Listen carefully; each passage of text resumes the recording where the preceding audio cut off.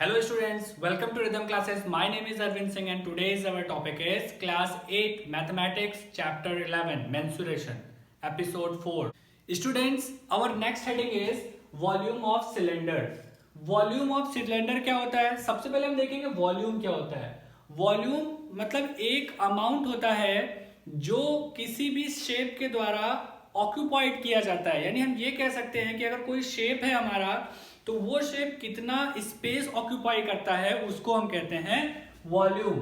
अब हम देखेंगे सिलेंडर का वॉल्यूम क्या होता है. यानी सिलेंडर कोई सिलेंडर होगा तो वो कितना स्पेस ऑक्यूपाई करेगा उसकी अगर हमें कुछ मेजरमेंट पता हो तो उसको हम इस टॉपिक में देखेंगे. ठीक है, तो इसके लिए सपोज स्टूडेंट अगर मैं कहूं आपके पास एक कोई सर्कल है. सर्कल का मतलब है आप ऐसा समझ लो आपके पास कोई एक कॉइन है. अगर आपके पास ये कॉइन है सर्कल के रूप में है तो इसके बारे में आप क्या कह सकते हो, इसका एरिया क्या होगा. सर्कल का एरिया आपको पता है ये हो जाएगा पाई आर स्क्वायर. ठीक है, यानी इस कॉइन का पूरा एरिया होगा पाई आर स्क्वायर. ठीक है, कॉइन एक 2D फिगर होता है. अब सपोज मैं अगर आपको बोलूं कि आपके पास एक और कॉइन है और आप उस कॉइन को इस कॉइन के ऊपर रख दो, एकदम बराबर से कॉर्नर मिला के इसके ऊपर रख दो, तो आप उसको कैसे रखोगे. आप उसको इसके ऊपर ऐसे रख दोगे यानी एक और कॉइन इसके ऊपर रख जाएगा. सपोज स्टूडेंट्स आपको मैं और कुछ कॉइन्स दे दूं और आपको बोलूं एक के बाद एक कॉइन्स इसके ऊपर रखते जाओ इसके ऊपर रखते जाओ, तो तीसरा कॉइन इसके ऊपर आप ऐसे रख दोगे, फिर अगला कॉइन इसके ऊपर रख दोगे, फिर अगला कॉइन इसके ऊपर रख दोगे. यानी ऐसे ही आप इसके ऊपर कॉइन के ऊपर कॉइन के ऊपर कॉइन रखते चले जाओगे. यानी कहने का मतलब है सबसे पहले हमने सरफेस पे एक कॉइन रखा, फिर उसके ऊपर दूसरा कॉइन रखा, फिर उसके ऊपर एक और कॉइन रखा, फिर एक और कॉइन रखा. यानी ऐसे अगर हम कॉइन पे कॉइन रखते चले जाए तो हम देखेंगे कि काफी हाइट तक हमारे कॉइन्स पहुंच जाएंगे. अब इस शेप को अगर हम ध्यान से देखें तो ये कैसा शेप होगा स्टूडेंट. अगर हम इस शेप को ध्यान से देखें तो ये हमारा कुछ ऐसा शेप हो जाएगा कि नहीं. यानी कॉइन्स जो हैं वो कुछ हाइट तक रखे होंगे तो वो हमारा कुछ ऐसा शेप हो जाएगा और यही शेप तो हमारा सिलेंडर का होता है. ठीक है, तो कहने का मतलब है ये जो शेप बना है कॉइन्स की वजह से, इसके बारे में हम ये कह सकते हैं कि पहले वाले कॉइन का एरिया था पाई आर स्क्वायर और ये एरिया कितनी दूर तक गया यानी ये कितने कॉइन हमने रखे इसकी कोई ना कोई एक हाइट होगी. ठीक है, यानी पहले उसका एरिया हमें पता था पाई आर स्क्वायर और इसकी कोई ना कोई एक हाइट होगी. तो यहां से हम ये कह सकते हैं कि pi R square area h height तक गया है. यानी फाइनली हम ये कह सकते हैं कि पाई आर स्क्वायर एरिया था एक सर्कल का जो कि गया है h हाइट तक. वो सर्कल हमने एक के ऊपर एक रखते हुए h हाइट तक ले गए हैं. तो इस पूरे शेप के जरिए कितना स्पेस ऑक्यूपाइड किया गया है तो वो हमारा स्पेस हो जाएगा pi R square into H. यानी इसको अगर हम फेयरली करेंगे तो इसको हम लिख सकते हैं पाई R square H.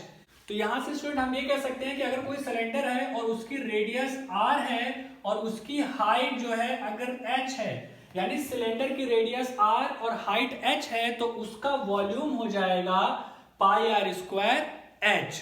Okay, where हम ये कह सकते हैं वेयर पाई इसकी वैल्यू हमें पता होती है 22/7 होती है. अगर इसके अलावा कभी कभी इसकी वैल्यू 3.14 भी यूज करते हैं तो वो क्वेश्चन आपको दे देगा, उसके अकॉर्डिंग आप इसको यूज कर सकते हो. R stands for radius and H stands for height. यानी H हमारी सिलेंडर की हाइट हो जाएगी, R हमारी सिलेंडर की रेडियस हो जाएगी और पाई की वैल्यू 22/7 अगर क्वेश्चन ने नहीं दिया है तो, और अगर दिया है तो फिर जो भी क्वेश्चन देता है या तो 22/7 देगा या तो 3.14 देगा. तो जो भी वैल्यू देगा वो हम रख देंगे. Okay students, our next heading is volume of cuboid. Volume of cuboid. अब क्यूबॉइड के शेप में हम वॉल्यूम कैसे निकालेंगे. तो स्टूडेंट बिल्कुल सिंपल सा प्रोसेस है. जैसे हमने सिलेंडर के केस में निकाला था वैसे ही बिल्कुल सिंपल सा प्रोसेस है क्यूबॉइड के केस में भी. अब क्यूबॉइड क्या होता है. क्यूबॉइड एक ऐसा फिगर होता है जिसको हम ये कह सकते हैं कि जैसे सिलेंडर हमारा सर्कल से बना था वैसे क्यूबॉइड हमारा रेक्टेंगल से बना होगा. यानी इसमें कई सारे रेक्टेंगल एक के बाद एक के ऊपर एक हम ऐसे रखते चले जाएंगे, रेक्टेंगल के ऊपर रेक्टेंगल. तो फिर क्या होगा कि हमारा ये क्यूबॉइड का शेप ले लेगा. यानी अगर हम इसमें रख दें नाउ स्टूडेंट्स, हमने इसमें कई सारे रेक्टेंगल एक के ऊपर एक रख दिए हैं। जब हम बहुत सारे रेक्टेंगल एक के ऊपर एक रख देंगे तो ये हमारा फिगर कुछ ऐसा बन जाएगा। इसको अगर हम फेयरली बना लें तो स्टूडेंट्स हमारा फिगर कुछ फेयरली ऐसा बन जाएगा। जब ये ऐसा बन जाएगा तो ये कैसा फिगर है? ये एक क्यूबॉइड का फिगर है। यानी अगर हम एक के बाद एक रेक्टेंगल के ऊपर रेक्टेंगल रखते चले जाए ऐसे ऐसे करके, इसके ऊपर इसके ऊपर इसके ऊपर, तो वो जो एक शेप बनेगा ना, वो एक क्यूबॉइड का शेप होगा। और उस शेप के लिए अगर हम उसका वॉल्यूम निकाले तो बिल्कुल सेम प्रोसेस है जैसे हमने पहले सर्कल का निकाला था एरिया, और उसको हाइट तक के लिए उसको बढ़ा दिया था, यानी उसकी हाइट से मल्टीप्लाई कर दिया था। इस केस में भी हम पहले रेक्टेंगल का एरिया निकालेंगे। तो रेक्टेंगल का एरिया होता है L इंटू बी, यानी जो हमारे पास बेस रेक्टेंगल था उसका कोई एरिया रहा होगा L इंटू बी। अब उस एरिया को हमने हाइट, जितनी भी उसकी हाइट दी है उस हाइट से मल्टीप्लाई कर देंगे। तो यहां पे हम कह सकते हैं कि हमारे पास वॉल्यूम ऑफ क्यूबॉइड आ जाएगा LBH, यानी L into B into H, यही हो जाएगा वॉल्यूम ऑफ क्यूबॉइड। वेयर हम जहां पे ये कह सकते हैं where L stands for length, B stands for breadth, and H stands for height। जहां पे स्टूडेंट्स L, B और H हो जाएंगी इस क्यूबॉइड की लेंथ, ब्रेथ और हाइट। यानी हम ये कह सकते हैं कि ये दूरी जैसे ये हो जाएगी लेंथ, ये वाली हमारी जो डिस्टेंस होगी ये होगी ब्रेथ, और ये वाली जो डिस्टेंस होगी ये हाइट हो जाएगी। यानी ये L, B और H अगर हमें पता हो तो हम किसी भी क्यूबॉइड का वॉल्यूम निकाल सकते हैं इस सिंपल फॉर्मूले के साथ। Okay students, our next heading is volume of cube. अब क्यूब के केस में हम वॉल्यूम कैसे निकालेंगे? तो बिल्कुल सेम है। अब इस बार क्या होगा, क्यूब के केस में हमारे पास ग्राउंड में स्क्वायर्स होंगे, एक के बाद एक स्क्वायर को हम उसके ऊपर रखते जाएंगे और इससे एक फिगर फॉर्म होगा जो कि हमारा क्यूब बन जाएगा। सपोज अगर इसी स्क्वायर के ऊपर बहुत सारे स्क्वायर रखते जाएं तो ये कुछ लास्ट में फाइनली हमारा ऐसा बनेगा।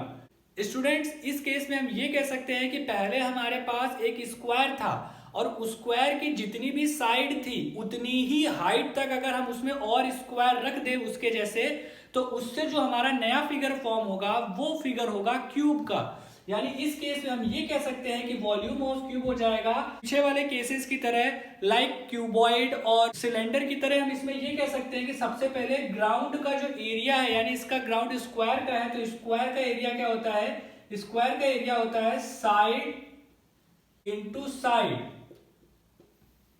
यानी स्क्वायर का जो एरिया है साइड इंटू साइड, उसको अगर हम उसी एक साइड की लेंथ तक ऊपर बढ़ा दे तो वो एक क्यूब का शेप बन जाता है।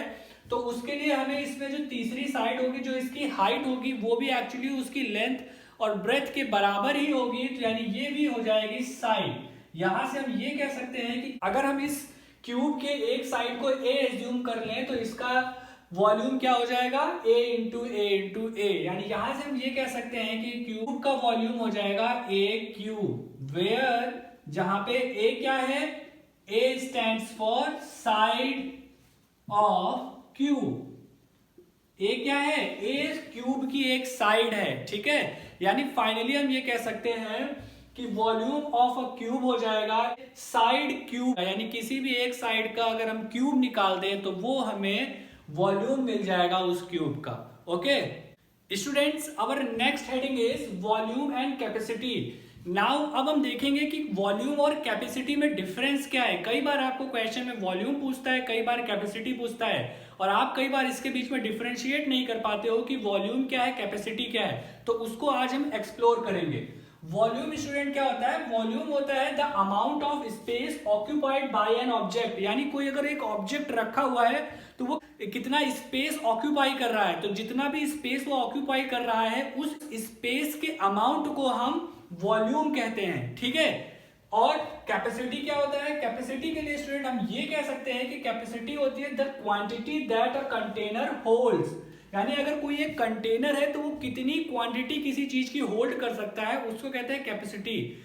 यानी इस केस में वो जो कंटेनर होगा, सपोज वो किसी भी शेप में हो, चाहे वो क्यूबॉइड के शेप में हो, क्यूब के शेप में हो, या सिलेंडर के शेप में हो, या और किसी शेप में हो, वो कितनी क्वांटिटी होल्ड करेगा किसी भी चीज की। तो जितनी क्वांटिटी वो होल्ड कर सकता है, उसमें जितनी क्वांटिटी भरी जा सकती है किसी चीज की, उसको हम बोलते हैं कैपेसिटी, और वो जो कंटेनर है वो जितना स्पेस लेता है उसको हम बोलते हैं वॉल्यूम।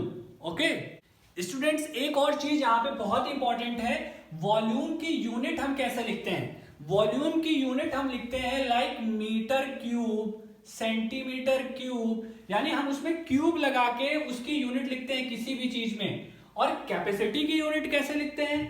कैपेसिटी की यूनिट जो है हम एक तो लिखते हैं लीटर्स में, या फिर हम इसको मिलीलीटर्स में भी लिख सकते हैं, या फिर इसी तरीके से और कोई यूनिट जो कि लिक्विड की यूनिट होती है वैसी कोई यूनिट में इसको लिख सकते हैं। ठीक है, इसके अलावा स्टूडेंट एक और चीज ध्यान देने वाली है, कैपेसिटी को हम इन यूनिट्स में भी लिख सकते हैं। ठीक है, कैपेसिटी को हम मीटर क्यूब और सेंटीमीटर क्यूब इन यूनिट्स में भी लिख सकते हैं, लेकिन वॉल्यूम को कभी हम इन यूनिट्स में नहीं लिखते हैं। ओके स्टूडेंट्स, अब हम वॉल्यूम और कैपेसिटी में कन्वर्जन देखेंगे कि कैसे हम वॉल्यूम को कैपेसिटी में कन्वर्ट कर सकते हैं। सपोज अगर हमारे पास कभी आंसर में आ जाएगा 1 सेंटीमीटर क्यूब, अगर इसको हम कैपेसिटी की यूनिट में कन्वर्ट करें यानी लीटर में अगर हम कन्वर्ट करें तो हम ये कह सकते हैं कि इट बिकम्स 1 मिलीलीटर। ओके, कभी अगर हमारे पास आंसर में आ जाएगा 1000 सेंटीमीटर क्यूब, तो इसको अगर हम लीटर में कन्वर्ट करें तो इट बिकम्स